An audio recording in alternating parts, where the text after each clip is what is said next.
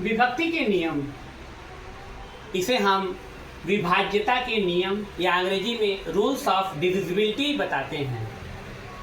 इसमें टोटल 10 नियम हम देखेंगे।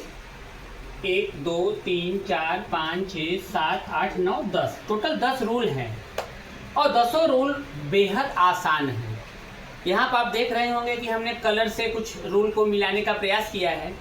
जैसे आप देखें कि 2 5 10 का एक ही नियम है, इसको हमने ट्रिक से याद किया। 2 पंचे 10 और 3 तिरिक्का 9, 3 तिरिक्का 9 और 4 दूना 8, मतलब 2 पंचे 10 मैंने बोला तो 2 5 10 का रूल एक है, 3 तिरिक्का 9, 3 और 9 का रूल एक है और 4 दूना 8, 4 और 8 का रूल एक है और 6 7 और 11 के रूल हमको थोड़ा सा अलग से देखना पड़ेगा। तो चलिए हम देखते हैं 2 का रूल क्या है। इकाई का अंक यदि 0 हो या सम संख्या हो तो वह संख्या 2 से विभाज्य हो जाएगा। जैसे 97532, यहाँ लास्ट में मैंने 2 देखा तो मैं जान गया कि यह संख्या 2 से विभाजित हो जाएगा। 150 है, लास्ट में 0 है तो ये 2 से विभाज्य हो जाएगा। 524 है तो 4 सम संख्या है। इसी प्रकार से 636 6 सम संख्या है। इसी प्रकार से 458 8 सम संख्या है। तो ये सारे अंक 2 से कट जाएंगे, 2 से विभाज्य हो जाएंगे, 2 से विभक्त हो जाएंगे।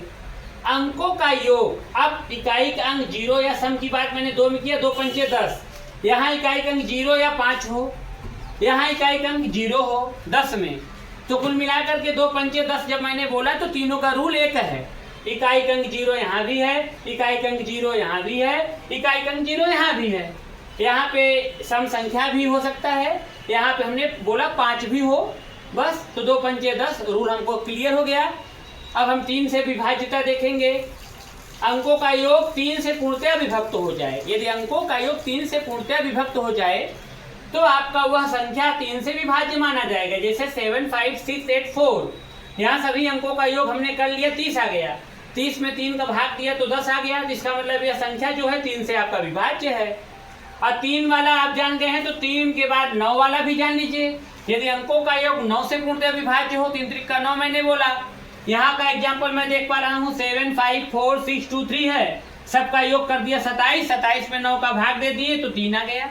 इसका मतलब 3 त्रिक का 9, 3 और 9 का भी नियम आप जान गए। अब 5 और 10 का भी नियम आप जान गए। 5 का देख लीजिए, पहले 4 का देख लेते हैं। दहाई और इकाई के अंक से बनी संख्या 4 से पूर्णतः विभक्त हो। जैसे यहाँ पे एक सवाल है 7 8 1 3 2, यहाँ पे 3 2 जो है वो दहाई और इकाई से बनी संख्या है। दहाई और इकाई से बनी संख्या 3 2 है। 3 2 में यदि हम 4 से भाग करेंगे तो 8 हो गया। इसका मतलब 7 8 1 3 2 दहाई माने 4 से विभाज्य है। 5 में आप देख रहे हैं लास्ट में 5 है तो ये 5 से विभाज्य है। लास्ट में 0 हो या 5 हो तो 5 से विभाज्य है। अब यहाँ पे हमें नियम देखना है केवल 6 7 और 11 का, जो कि थोड़ा सा इंटरेस्टिंग है। 6 7 और 11 की बात हम कर रहे हैं। 6 से तभी विभाज्य माना जाएगा जब वह संख्या 2 से विभाज्य हो तथा 3 से विभाज्य हो। जैसे 432 है, 432 से हमने 2 से भाग दिया तो 216 बार गया और 432 में 3 का भाग दिया हमने तो 144 बार गया। तो हम 432 में 6 का भाग दिए तो 72। इसका मतलब कि ये 432 2 से अलग, 2 से कटा, 3 से कटा तो 6 से जरूर कट जाएगा। 7वां का भी हमने ट्रिक बनाया, स से 7 स से शेष। याद करिए, स से 7 स से शेष। 7वां का रूल बहुत आसान है कि शेष संख्या -2 गुणते इकाई। जैसे 882 है तो इकाई का अंक आप छोड़ दीजिए, शेष संख्या 88 है। शेष संख्या 88 -2 गुणते इकाई का अंक। इकाई का अंक यहाँ पे 2 है, 2 दूना 4, 88 - 4 84, 84 में 7 का भाग देंगे तो 12 हो जाएगा। इसका मतलब कि 882 आपका 7 से कट जाएगा, विभक्त हो जाएगा, विभाज्य है, डिविजिबल है।